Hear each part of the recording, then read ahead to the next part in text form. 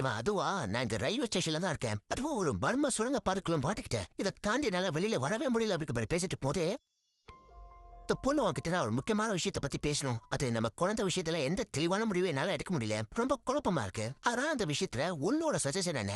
நீ என்ன யோசிக்கிற அப்படிங்கிற மாதிரி கேட்கும்போது ஹீரோ தேங்கி இவன் ட்ரெயிலர் நடந்த விஷயத்தை பத்தி சொல்றான். அதாவது அவன் போன நோண்டிட்டு போ இவனுக்கு பக்கத்துலேயே தான் ஒரு அம்மா கையில குழந்தை வச்சிருக்கோம். அந்த குழந்தை அழுத்திருக்கோம். அப்ப ஆப்போசிட்ல ஒரு காட்டுக்கத்தா கத்திருப்பா இல்லையா? அப்ப அந்த விஷயத்த அந்த ட்ரெயிலர் எல்லாரும் போய் வேடிக்கை பார்த்தாங்க. நானும் அங்க தான் இருந்தேன். ஆனா எனக்கு எதுவும் தெரியாது. நான் எதையும் பார்க்கல கேட்கல அப்படிங்கிற மாதிரி ரொம்ப சைலண்டா அந்த பிரச்சனை எடுத்து வழங்கி வந்துட்டேன். அவனை எதிர்த்து ஒரு சின்ன கேள்வி கூட கேட்கல. சோ இப்படிப்பட்ட ஒரு கேவலமான பயந்தாக்குழியா இருக்கிறேன்னா ஒரு குழந்தைக்கு எப்படி அப்பாவாக முடியும்? எனக்கு அந்த மனதைரியம் இல்ல.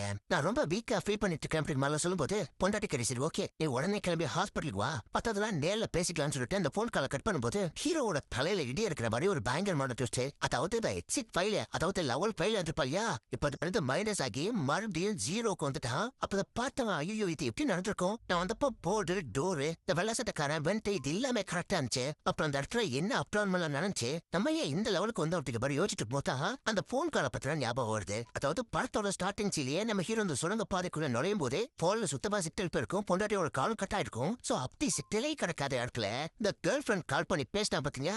அதுதான் அப்டார்பலான விஷயம். ஆனா அதை கவனிக்காம அந்த பொண்ணு கூட எமோஷனலா பேசுறானே. இந்த பையன் எக்ஸிட் நம்பர் 8 கிராஸ் பண்ணி இந்த பக்கம் வந்துடுறாதான் இவன் எக்ஸிட் 0ல நிக்கிறான். சோ அப்பதான் வாழ்க்கையை வெடுத்துட்டான். மறுபடியும் முதல்ல இருந்து ஆரம்பிக்கிறான். அந்த சுரங்க பாதை வழியா நடந்து போயிட்டு இருப்பான். அப்ப முன்னாடி இங்க உள்ள லைட் எல்லாம் ஒயிட் கலர்ல எரிஞ்சிருக்குயா. பட் இப்ப மஞ்சள் கலர்ல எரியுது. அதுதான் அப்டார்பலான விஷயம். பட் ஹீரோ ஆனா அதை ஏத்துக்க முடியல. 5வது லெவல் வரைக்கும் வந்துட்டு மறுபடியும் 0க்கு வந்துட்டு அப்படிங்கிறது கடுப்புல காட்டு கத்தா கத்தி இவனோட பேக் எல்லாம் கீழே போடுறான். போட்டு வாந்து எடுத்துட்டு இவன் ரிவர்ஸ்ல இவன் வந்த இடத்துக்கே திரும்பி வரான். லெவல் 1க்கும் போயிட்டான். அதுக்கப்புறம் மறுபடியும் 2வது லெவலுக்காக சுரங்க பாதைக்குள்ள நடந்து போயிட்டு போது இப்ப அவனுக்கு ஆப்போசிட் ஒரு குட்டி பையனுக்குறான். அப்ப அவனை பார்த்ததுமே ஹீரோக்கும் சரி நமக்கும் சரி என்ன தோணும்? இதுக்கு முன்னாடி இந்த குட்டி பையன் இந்த இடத்துல பாக்கல அப்படின்னா இது ஒரு அப்டார்பல் தானே அப்படிங்கிற மாதிரி ஹீரோ வந்த இடத்துக்கே திரும்பி வந்தா அகைன் எக்ஸிட் 1ல இருந்து எக்ஸிட் 0ன்னு மாறிடுச்சு. அதாவது இவன் ஏதோ ஒன்று தப்பு பண்ணிருக்கான். அதனால தான் லெவல் மைனஸா இருக்கு. பட் நம்ம கரெக்டா தானே பண்ணோம். அவனை இதுக்கு முன்னாடி இந்த இடத்துல பார்த்ததே இல்லையே. இப்ப அப்படி திடீர்னு நமக்கு முன்னாடி வந்து நிக்கிறான் அப்படி விஷயத்தை யோசிக்கும் போது தான் அந்த குட்டி பையன் ஒரு அப்நார்மல் கிடையாது. அவன் நார்மல் தான். அவனை நம்மள மாதிரி இந்த இடத்த விட்டு வெளியே போறதுக்கான வழியை தான் தேடிட்டு இருக்கான் அப்படி விஷயத்தை புரிஞ்சுக்கிட்டு